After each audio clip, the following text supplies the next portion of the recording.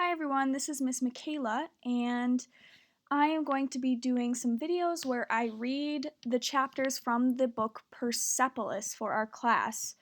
So in this first video, I am going to read the introduction and chapter 1. So here's the introduction.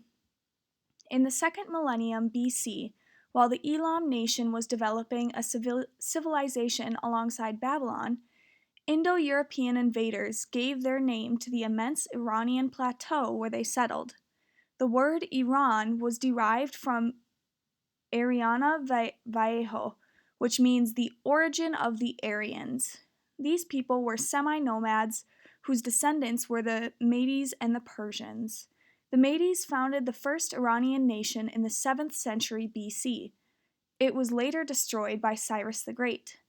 He established what became one of the largest empires of the ancient world, the Persian Empire, in the 6th century BC. Iran was referred to as Persia, its Greek name, until 1935 when Reza Shah, the father of the last Shah of Iran, asked everyone to call the country Iran. So here we're learning about how Iran came to be, and the word Iran means the origin of the Aryans. So Cyrus the Great came in and then he created the Persian Empire. So it was called Persia for a really long time until Reza Shah came in and he decided to call it Iran and asked everybody else to do so as well. Iran was rich. Because of its wealth and its geographic location, it invited attacks from Alexander the Great, from its Arab neighbors to the west, from Turkish and Mongolian conquerors. Iran was often subject to foreign domination. Yet the Persian language and culture withstood these invasions. The invaders assimilated into this strong culture, and in some ways they became Iranians themselves. So, Iran was often invaded by different people, like they said, Alexander the Great, and the Turkish people and the Mongolian people. But the Persian language remained, even though there was all of these invaders coming in. The culture in Iran was so strong that often the invaders assimilated into the culture, so they became a part of the Persian culture instead of forcing their culture on the Iranians. In the 20th century, Iran entered a new phase. Reza Shah decided to modernize and westernize the country, but meanwhile, a fresh source of wealth was discovered: oil. And with the oil came another invasion. The West, particularly Great Britain, wielded a strong influence on the Iranian economy. During the Second World War, the British, Soviets, and Americans asked Reza Shah to ally himself with them against Germany. But Reza Shah, who sympathized with the Germans, declared Iran a neutral zone. So the Allies invaded and occupied Iran. Reza Shah was sent into exile and was succeeded by his son, Mohammad Reza Pahlavi, who is known simply as the Shah. So here's where oil becomes really important. There was a lot of oil in Iran, and so a lot of countries from the West wanted to come into Iran so that they could get money for the oil. In 1951, Mohammad Mossadegh, the Prime Minister of Iran, nationalized the oil industry. In retaliation, Great Britain organized an embargo, meaning that they would not trade on all exports of oil from Iran. In 1953, the CIA, with the help of British intelligence, organized a coup against him. A coup meaning they were going to overthrow him and get him out of power. Mossadegh was overthrown, and the Shah, who had earlier escaped from the country, returned to power. The Shah stayed on the throne until 1979, when he fled Iran to escape the Islamic Revolution. And we learn a lot about that in this book. We see what the revolution is like and why the Shah ends up leaving. Since then, this old and great civilization has been discussed mostly in connection with fundamentalism, fanaticism, and terrorism. So if you remember these terms that we talked about, fanaticism is like when you really, really believe in something and you're so biased that you're not really willing to hear other people's side of things. So Marjane Satrapi, the author of the book, is saying here that this old and great civilization of Persia, usually people associate terrorism, fanaticism, and fundamentalism with the country. And then she says, as an Iranian who has lived more than half of my life in Iran, I know that this image is far from the truth. This is why writing Persepolis was so important to me. I believe that an entire nation should not be judged by the wrongdoings of a few extremists. I also don't want those Iranians who lost their lives in prisons defending freedom, who died in the war against Iraq, who suffered under various repressive regimes, or who were forced to leave their families and flee their homeland to be forgotten. One can forgive, but one should never forget. So her purpose in writing the book Persepolis was to educate people on what Iran is actually like, because she doesn't think that the entire nation should be judged because of the wrongdoings of a few extremists. So she doesn't want everyone to know Iran because of these things. She wants to show what it's actually like there. Okay, so this is the first chapter in the book, The Veil, and it starts in 1980. This is me when I was 10 years old. This was in 1980. And this is a class photo. I'm sitting on the far left so you don't see me. From left to right, Golnaz, Mashid, Noreen, Mina. In 1979, a revolution took place. It was later called the Islamic Revolution. Then came 1980, the year it became obligatory to wear the veil at school. Wear this.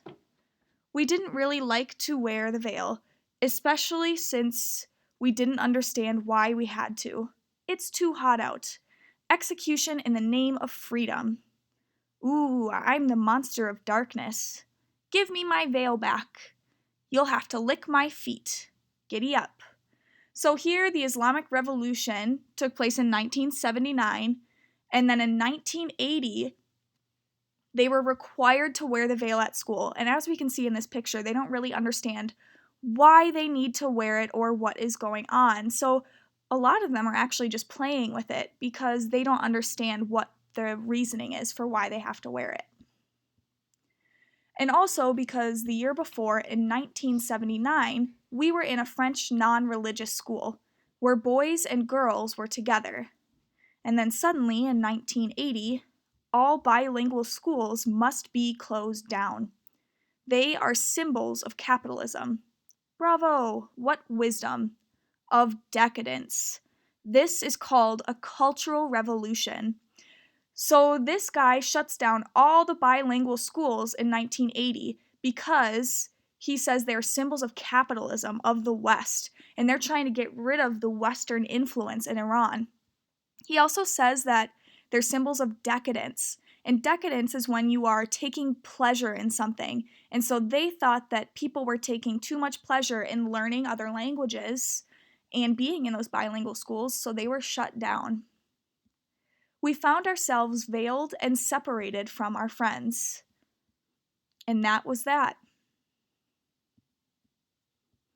Everywhere in the streets, there were demonstrations for and against the veil. You have some people chanting here, the veil, and some here asking for freedom. At one of the demonstrations, a German journalist took a photo of my mother. So here's a picture of Margie's mother, and she's protesting at this demonstration. And she's not wearing a veil, so we can figure out that she was part of the group that was chanting freedom and against the veil. I was really proud of her. Her photo was published in all the European newspapers, and even in one magazine in Iran. My mother was really scared. Have you seen this? Don't worry, darling. She dyed her hair and wore dark sunglasses for a long time. So she's scared because somebody took a picture of her protesting the veil. So she disguises herself because she's scared that she could get arrested or maybe even killed for protesting the veil. I really didn't know what to think about the veil. Deep down, I was very religious, But as a family, we were very modern and avant-garde. I was born with religion. At the age of 6, I was already sure I was the last prophet. This was a few years before the revolution. O celestial light! Before me there had been a few others. I am the last prophet. A woman.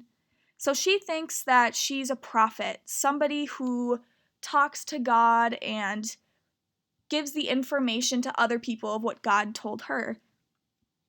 And here she is talking to all the other prophets that came before her. I wanted to be a prophet because our maid did not eat with us, because my father had a Cadillac, and above all, because my grandmother's knees always ached. Come here, Margie, help me to stand up. Don't worry, soon you won't have any more pain, you'll see. So she wants to be a prophet because she doesn't like how the social classes are different, and maybe she feels a little guilty that her father gets to drive a Cadillac and other people don't have anything. And she doesn't like that her grandmother is in pain, so she wants to fix that too. Like all my predecessors, I had my holy book. The first 3 rules came from Zarathustra. He was the first prophet in my country before the Arab invasion. You must base everything on these 3 rules. Behave well, speak well, act well. I also wanted us to celebrate the traditional Zarathustrian holidays, like the fire ceremony. Before the Persian New Year, Nowruz, on March 21st, the first day of spring. Only my grandmother knew about my book. Rule number 6, everybody should have a car. Rule number 7, all maids should eat at the table with the others. Rule number 8, no old person should have to suffer. In that case, I'll be your first disciple. Really?